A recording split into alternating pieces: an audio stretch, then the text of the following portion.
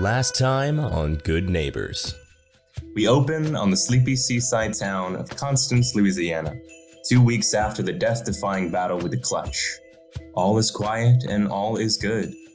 We are finally in our second interlude where the gang is going to do just a little bit of relaxation and hanging out just kind of by themselves. Nothing too crazy, nothing too mysterious going on, maybe. And we get to see them just be people.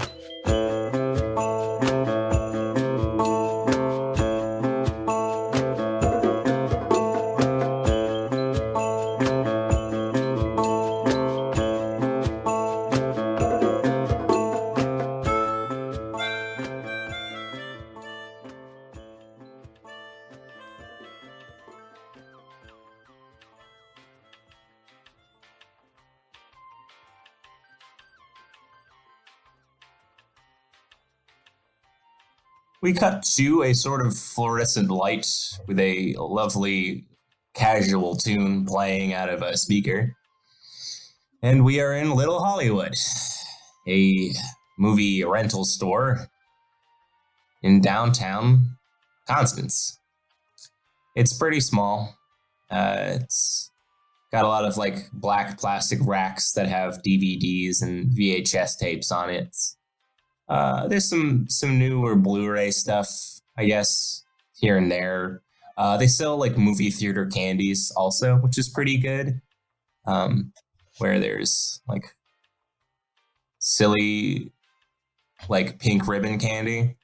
It's nice. There's popcorn. Every now and again, they put movies on the TV. Not always, though. We see pretty much exactly what you expect of a movie rental place. The manager's name is Mark. He is a middle-aged, bald or older man.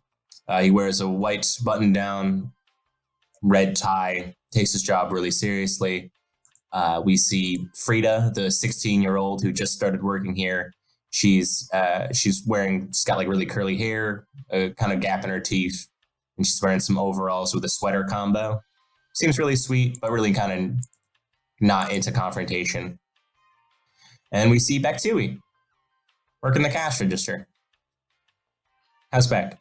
I think Beck's head is against the counter. We see them like pull themselves up from face planting at the counter. They're eating like from a box of Swedish fish that they have hidden underneath the counter, and they are so deeply, irrevocably bored at work. Great.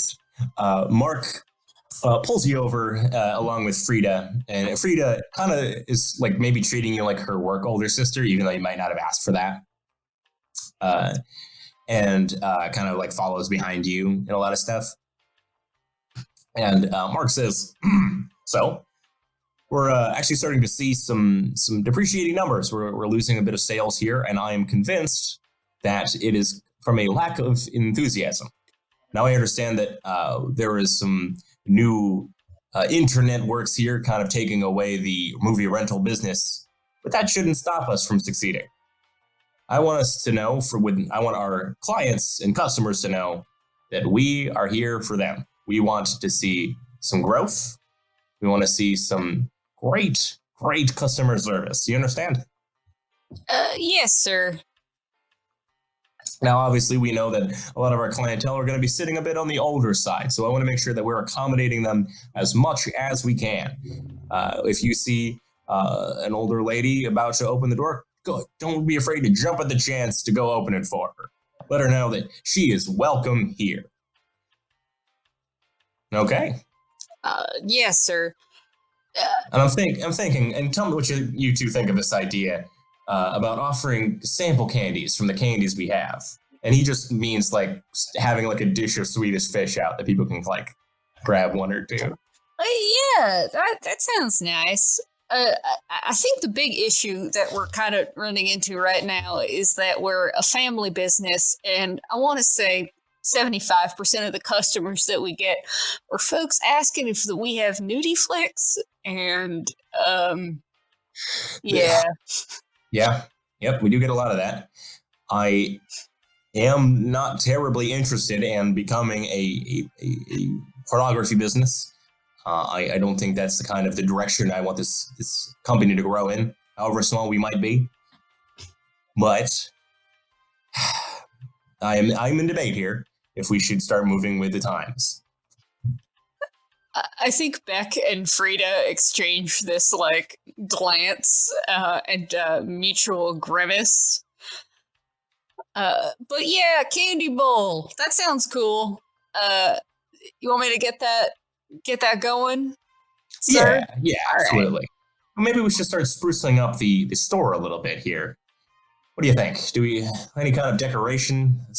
Maybe some kind of theme days, like some sort of like slasher Sundays, where we have all big old knives and buckets of blood everywhere.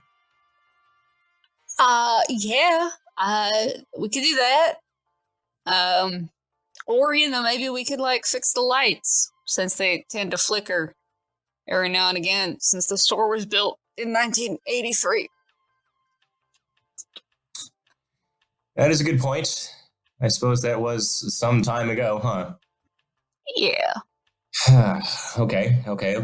Well, maybe we'll get somebody on that relatively soon. But I really do think there's something to this spruce up and have theme days idea. We really gotta give them the old razzle dazzle, the 1-2. You know what I'm talking about. Yeah, of course. I think all we need is a quick splash of paint on this store. Exactly. Now, I know that a lot of the people we're trying to bring in, we're trying to recollect the younger market. So you two are young. You guys are hip. You guys are probably partying all the time and having fun with your friends and getting up to hijinks. What do you think? What would really bring some pizzazz to the store? The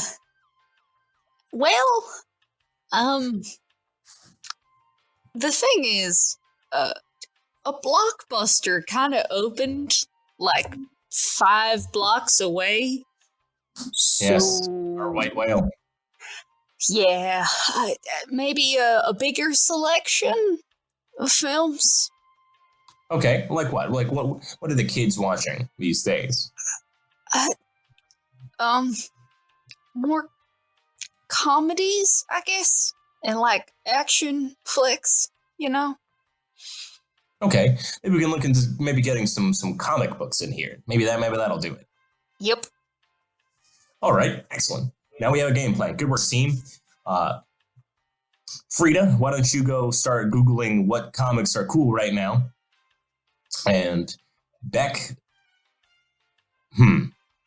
you man the front. I'm going to go out and get some fake blood for the slasher Saturdays or Sundays or whatever it was. One of those. And I'll be back in a jiff. Okay, Mark. All right, good luck, kids. And he walks out. And he does this all the time. Yep. I have worked for this man in 3 separate jobs. As you are kind of manning the front, he's going to be gone for maybe 30 minutes to an hour. What's your plan? I think the store is relatively empty. I think that Beck takes this opportunity to change the VHS that they have playing to a movie that Beck is more interested in. So I think she puts on some sort of shitty bloody B film with Vincent Price in it or something. Very nice. And Mark will like that. You're getting in the spirit of his slasher Sundays. Sure, yeah. As you were kind of chilling out and sitting at the counter, a customer comes in, and they're a little bit older than middle-aged woman. She's got kind of bigger hair. She's wearing a blazer and a half suit, half casual wear combo. And she places these 2 movies, The Midnight Hour and this Pleasurable Few. One of the first movie is actually made from a book that Dr. Emmett made. The other is just like a run of the mill like a cowboy movie. And she says, "Hi, I just wanted to point out that your service started providing a sale on these two movies only a day after I bought them. So I just wanted to get a rebate to get a little bit of my money back, since I don't feel like time should be used against me here." Okay. But you did get them a day before the sale, right? Sure, but you didn't like put out any posters or anything saying that they were going to be on sale. Had I known, I would have waited a day. I mean, we have like an email mailing list. If you'd like, I could sign you up for that. So I don't want to be signed up for any emailing list, okay? I want my money because I want to be treated like every other customer. I want to be treated fairly. Sure. So, like, if we put a sign up, you would only be aware of the sales when you happen to be visiting the store, because you would see the sign. If you're in the email mailing list, you could see, Excuse me, are you trying to tell me that I'm being stupid? No, I'm just advocating for the efficiency of our mailing list. I shouldn't have to sign up for 1,000 different emailing lists just to get good deals. Yeah. You can see Frida on the other side of the store, like wide-eyed, staring at you like, fuck. So all in all, ma'am, these aren't particularly new releases, so you'd only be saving about $3. Excuse me? Are you trying to tell me how much $1 or $2 or $3 is worth? No, I guess that's completely fair, ma'am. Everyone's finances are their own business, but the fact exactly. is... Give me my $3. I can't, because you were before the sale. I'm so sorry. Give me a manipulated person. And also tell me what's running through Beck's mind at the moment. Beck is frustrated because Beck is the type of person who will karate chop a lizard man, but still has to put up with shitty customer service. And that sort of imbalance is very frustrating. But I rolled a 10. A 10. And don't you have a negative, though? I have nothing. I have nothing to charm. Of course. She looks at you and goes, fine. And she walks out of the store. But once we have buckets of blood and a couple paper skeletons, everything will be better. Right, Frida? We'll get them. Frida gives you a little thumbs up. She gives like a sigh and an eye roll. And she takes one of the boxes of like Mike and Ike's and just starts eating it. She doesn't pay for it. Nah. Yeah, come on. The day kind of goes by as Mark hasn't really returned. He'll shoot you a text like, "Hey, still out here. I got great ideas," and he like posts a picture of himself at like the spirit of Halloween or the ghost of Halloween. I don't care. Like pictures of himself with like a ghost hat on or like dumb costume pieces. But like, we could bring this to the store. He's really into his idea. I think that Beck has gone a step beyond and has made like a Twitter or an Insta account under a different name to follow Mark. So Beck is able to keep up with like when Mark is outside of the store. Nice. For sure. Eventually, it is like Frida's turn to like man the desk while you stock like shelves and whatnot. There's not much to stock, but it is a good excuse to like not be sitting. Mm-hmm. And eventually another customer comes in, this like a college age dude bro kind of deal. Mm-hmm. He comes in and he's, he is trying to covertly ask if there are pornographic movies here. And Frida is like frozen. I think Beck intervenes with a certain amount of speed, largely because Frida is a minor. Hey, man. It's up. We have American Pie, and that's about the closest that you're going to get to that purview of film. There's a lot of dong hanging in that movie. Yeah, they do hang dong. Oh God. Is there any I know that you can't. You guys are trying to make like a kind of respectable thing. I get you. We're all cool here. We're all trying to maintain like be on the level here. Do you have anything in the back that's really worth something? Sorry, bro. Not really. I mean, we got like American Werewolf in London around here somewhere. And, there were a lot more loosey-goosey with that kind of thing in the 80s. But like... Oh, really? Yeah, but there's no like, curtained off section. Oh God! I wasn't trying to like go to town here. It's nothing like that. Yeah. 80s movies though. Yeah. Here I'll point you in the right direction. Frida has like gone to the back to be like, yikes. He like looks around at the movies and is like, so, would you kind of a dying business, isn't this? Yeah, but all of Constance sort of has that small town charm. So I guess this is just one more contributing factor. Yeah, true, I guess. Still kind of dying, but it's all right. People like us will be out of here in not too long. Yeah, for sure. You go to college around here? Me? Yeah. No, not really. Not really? So do you partially at like one class? I used to... Nah, not really. I kind of took a gap year that kind of extended itself indefinitely, so... Respectable. Yeah, if I had the choice, I probably wouldn't have gone to college, but now I'm too deep in, so... Yeah, for real, man. That's nuts, I get it. Yeah. So, hey, I'm looking for people to watch this movie here. I'll talk about one of the movies you showed him that has like titties in it. You any chance you need company? That's flattering, but you're not my type, I guess. Thanks, though. All right, sure. I can take a hint, no worries.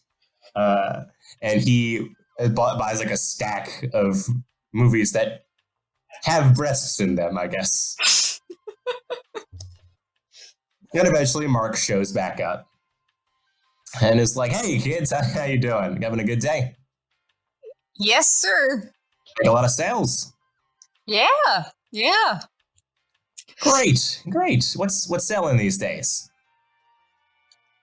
Mark, I'm going to level with you. It's every film that has nips in it. He is holding like a bag of Twix and he just snaps.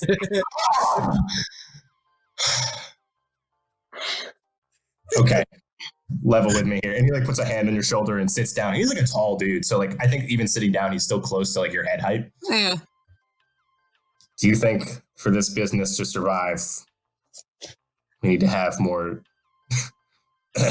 nips-based movies? I think that... He's looking you dead in the eye with great sincerity and a combination of fear and like... Beck has this moment of weighing like, the idea of being able to keep their job longer versus the idea of like having to maybe put up with that kind of clientele, and also the fact that like Frida might lose her job if they switch over to that. Mm-hmm. And they just go, nah, man, I think we just got to lean really hard into being family friendly. Maybe, really kick it up on the whole Pixar front. Really manipulated person. All right. Ooh, 4. 4. I hear what you're saying. I know what you're trying to do.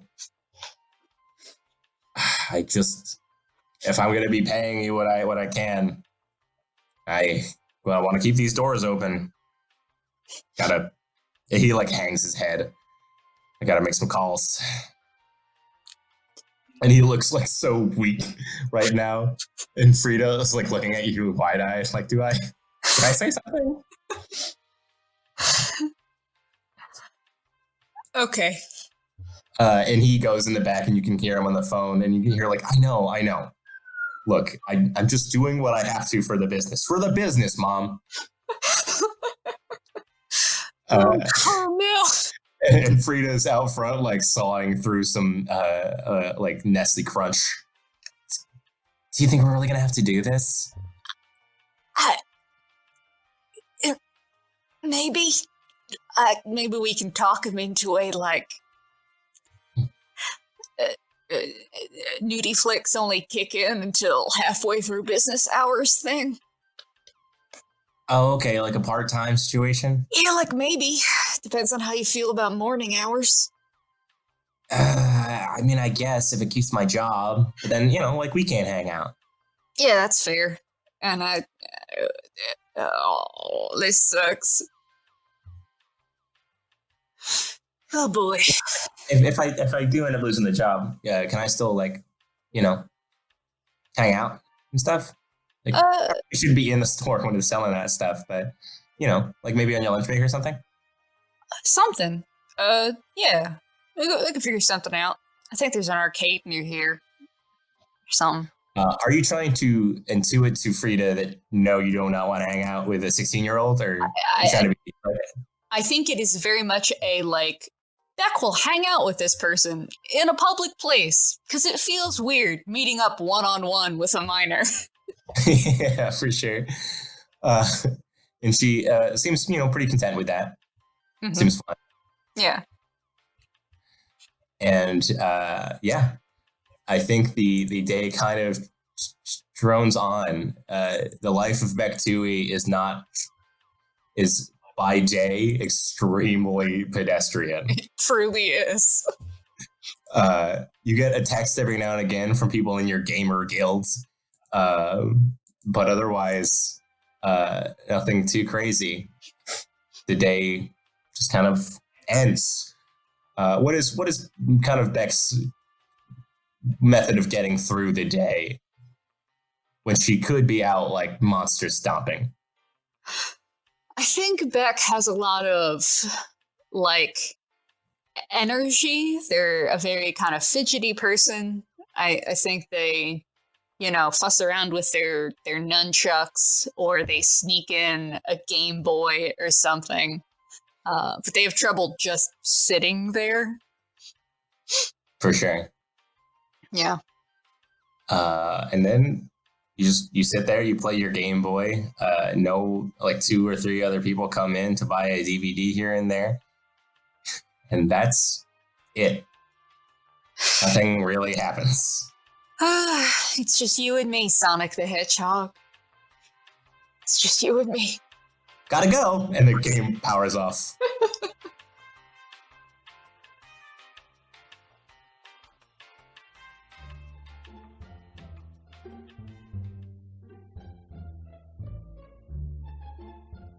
We cut to a kind of beat up hatchback in a hardware store parking lot.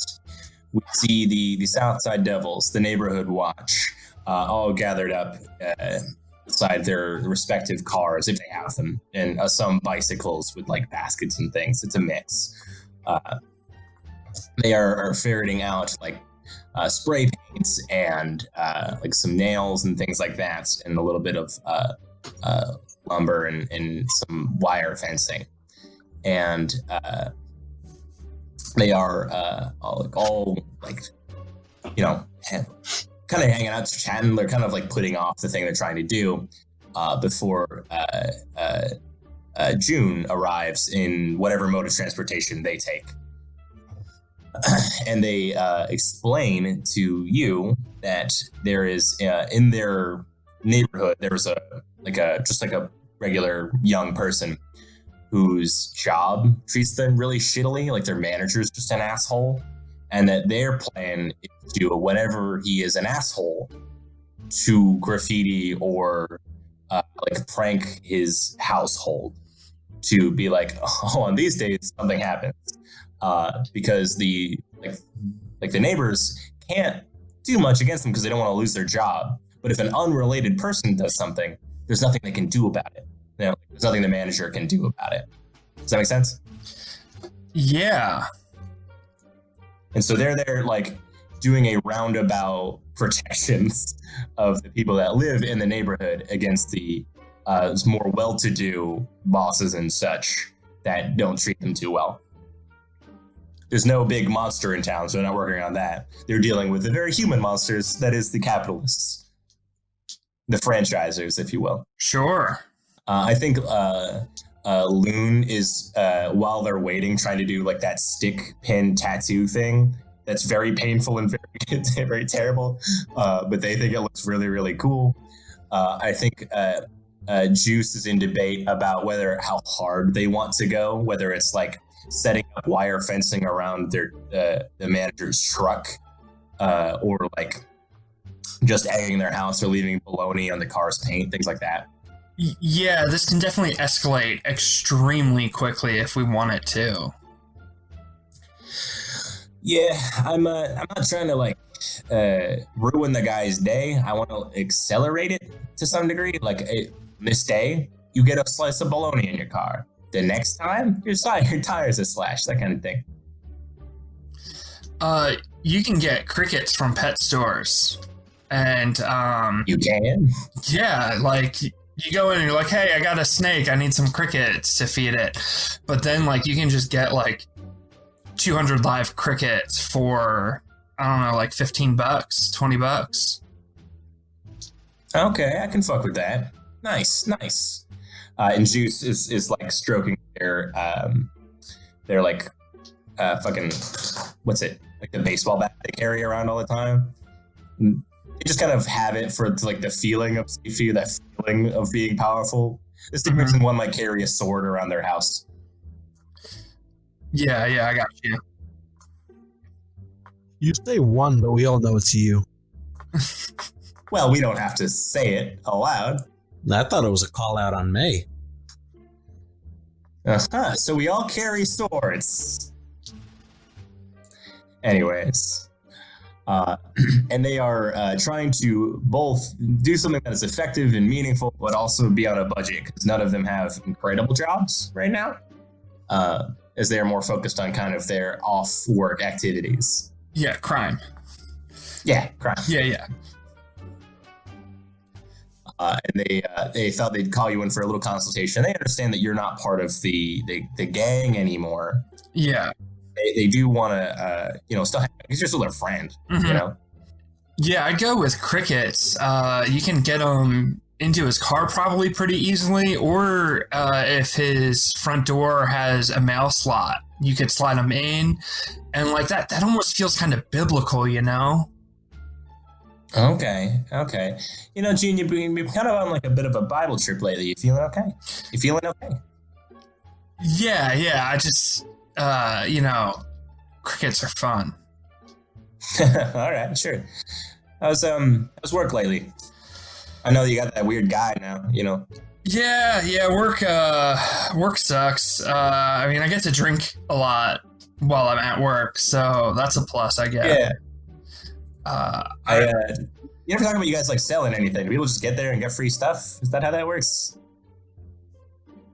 What was that? I'm sorry. Sorry about that. You never talk about anyone selling anything. Do people just get in there and get free drinks? Can I just walk in and steal some wine?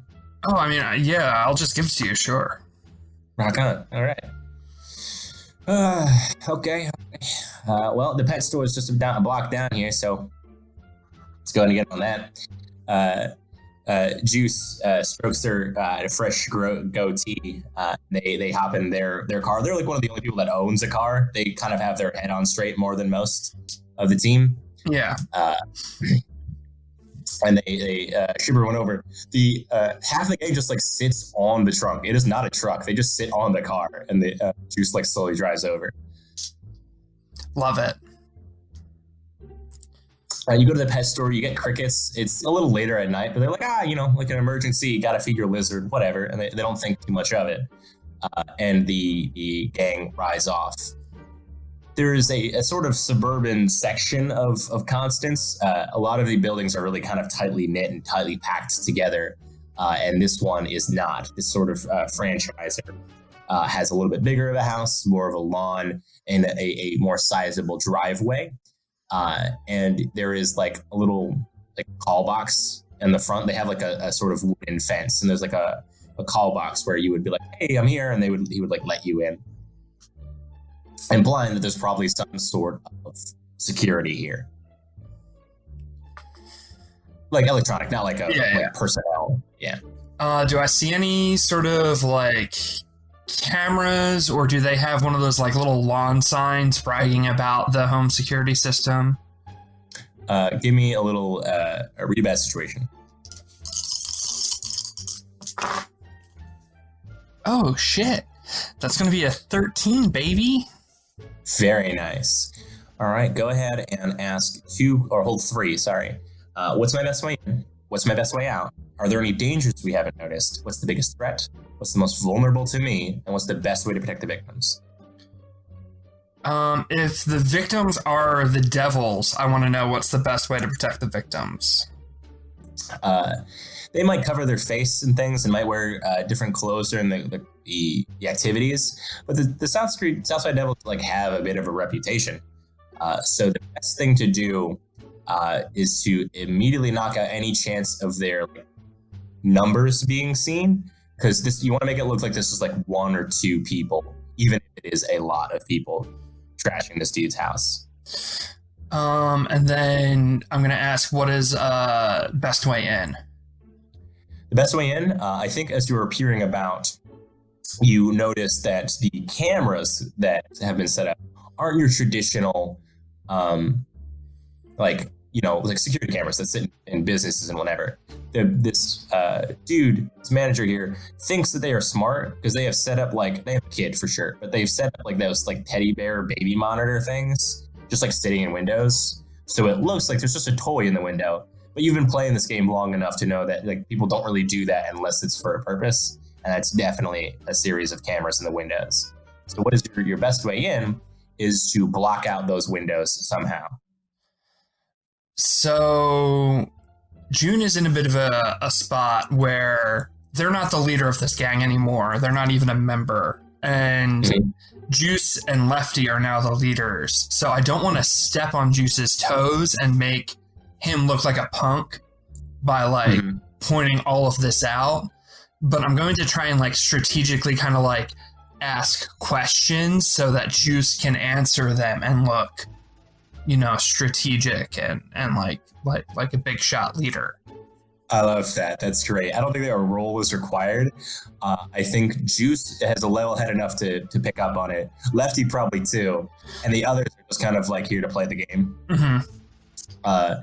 And they, you get a hand on your shoulder from Lefty as they rub your back and I get you. And Juice goes to the trunk and pulls out a little paintball gun. And they toss it to you. Oh boy. You're our best shot, man. So give it a try. I don't know about that. What role is that? That'd be act under pressure. Okay. Is that what is that cool. tied to? Cool. Okay. I'm cool. Yeah. That's good. Yeah, that's gonna be a 9. 9. Okay. On a 9, let's see here. The keeper is going to give you a worst outcome, hard choice, or price to pay. A hard choice. I'm going to say that you can either miss a shot, you can feel some pressure has maybe built up in the gas canister in here. You can either miss the shot and kind of jerk sideways and maybe run out of ammo and maybe leave the gang exposed a little bit. so that one camera might see something. Or you can crack the window and give your team less time as someone might wake up in the house. I'll crack a window because an eyewitness seeing us is way preferable to a camera catching us, you know? Yeah, totally get you. It's easier to lie that way. The window cracks, you hear an oof from a couple of the gang. And as soon as that happens, you're go. And you can pick two to come with you. I think if you're planning on keeping a tight-knit group in and out. Sure. I'll grab, I think, Bishop and Magpie. Magpie's the sneakiest, and Bishop is the muscle of the group. Can you describe what they look like for me real quick? Sure. Magpie is kind of short. She has long dark hair, and she has like a really beautiful caramely skin, and she's like a little bit of a fancy bitch. She's dating Loon. And then Bishop is tatted up, and God, I'm forgetting that actor's name, but that queer actor from The Mandalorian who played the Imperial Bridge crew officer, just like spikes and metal and big eyeliner and just scary. Mm-hmm. I don't know the name of that actor, but I know what you're talking about. Yeah, Google that actor. They just exude badassness. Great. As the three of you hop the fence and start making your way towards, you hear from inside a little "what the fuck," but no one's come to the window yet. As the three of you are slipping into the cover of night, the gang has sort of the rest of the gang has sort of retreated, and I think is conveniently by a closing down hot dog stand, trying to convince it to stay open so they can get hot dogs and maintain some sense of we're just here for food. The three of you are within the inn gates here. What is your plan? That there's a big old truck in front of the garage. There's your kind of classic suburban house set up a front door with a porch, that sort of deal.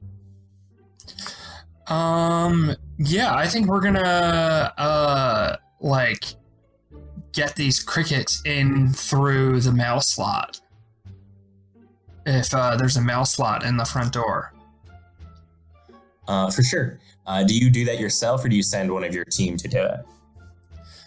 I'll send Magpie to do it. I think Magpie is kind of pissed about it because Magpie doesn't like bugs, but she's a trooper. So I think me and Bishop are gonna kind of stand by the garage, and then send Magpie over with the bugs. For sure. Give me a little manipulated person to convince her she gets the bugs. Well, she will probably do it anyways, but whether or not her opinion of you might drop a little. Ooh, bad roll. That's gonna be a 5. A 5. Yeah. She takes the box, and I think a couple of them slip out, and she whispers "Fucking seriously?" She shakes it for a second, and a couple more do jump out, and Bishop claps his hands over the top. And holds it tight, and he I fucking do it, it's fine. And he starts to hover over, and his strat is not very refined. He just makes the box like a diamond, kind of flattens out 2 corners so that it gets a little bit thinner. You can hear the crickets whine a little bit, and just tries to jam it through the mail slot so that it will rip open and spill out on the other side, and makes a bit of noise in doing so. And you hear on the inside, likely not too far from the door, "What the fuck?" I motion for them to scram, and I'm gonna reach into my jacket and pull out priest collar and my clergy ID. Oh my god, it just occurred to me what you're doing. Okay, yes, absolutely. The two of them sprint over. They do like a sort of like cheerleader, like Bishop puts their hands out, Magpie like puts their foot out, and they like flip over the top, and then Bishop just kind of like strongmans over. And the door is about to open. What are you doing? I'm like cussing under my breath. Andy, the player, was not planning on this happening. I just have like numerous fake IDs, and this is the one that I think will probably work the best. Mm-hmm. Okay. And this like old middle-aged man opens the door. He's wearing like a t-shirt and like, you know, casual pajama pants, and he's barefoot.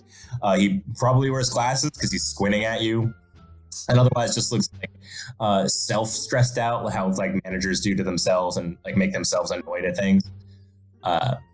And he just like, right now he has a very obvious reason to be annoyed. He looks like a person who has like a lot of like stress lines on their face. He goes, "What the fuck are you doing here?" Hello, my child. My name is Father Aramis Dumas. I'm with the local... Did you fucking put crickets into my house? And there's obviously the sound of crickets now going crazy inside the house as they're jumping out. And I think he is like trying to pick up like a rug or something to like scrape them back outside. No, excuse me? No, I was here to ask you for a donation for the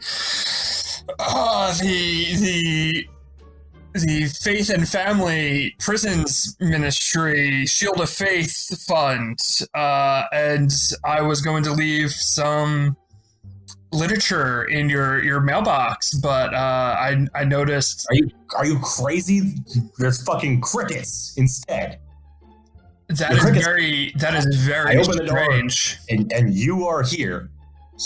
You're telling me that you didn't do it, or you didn't see who did it? I did feel a very dark presence when I stepped on your property, and judging by your foul language, I can see that you have... I can see whatever the fuck I want on my damn property. You have a dark cloud about you, my child, and I do like a cross sign about myself.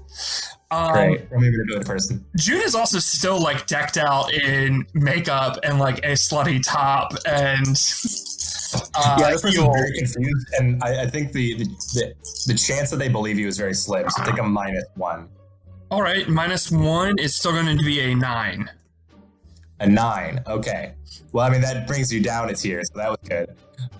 So on a 7 to 9, they'll do it, but only if you do something for them right now to show you mean it. I am going to take out a vial of holy water, which doesn't seem too far-fetched that June would have on them, and just start like chanting nonsense and being like I'm going to go full Southern Baptist. Like, there's a dark presence here, my son. The devil has his hand on your heart, and you must repent. I think their eternal response is that not that you are a priest with some sort of metaphysical power, it's that you are a crazy person who might harm them. And they immediately like start scooping out the crickets as best they can, and they shut the door and start stomping. And that for the time in which they focus on that was probably good escape time, and the odds that they like think that this is like some larger criminal act are probably pretty small. Yeah, I'm gonna take that time to leave. For sure. And as soon as you get out the door, you're gifted a hot dog as two of the members like come over and say, "Holy shit! Holy fucking shit! What was all that?" We were made, so yeah, I wanted to cover. Magpie and Bishop like clapping the back, like, thanks, man. That's very cool. And they give you, they have hot dogs for you already.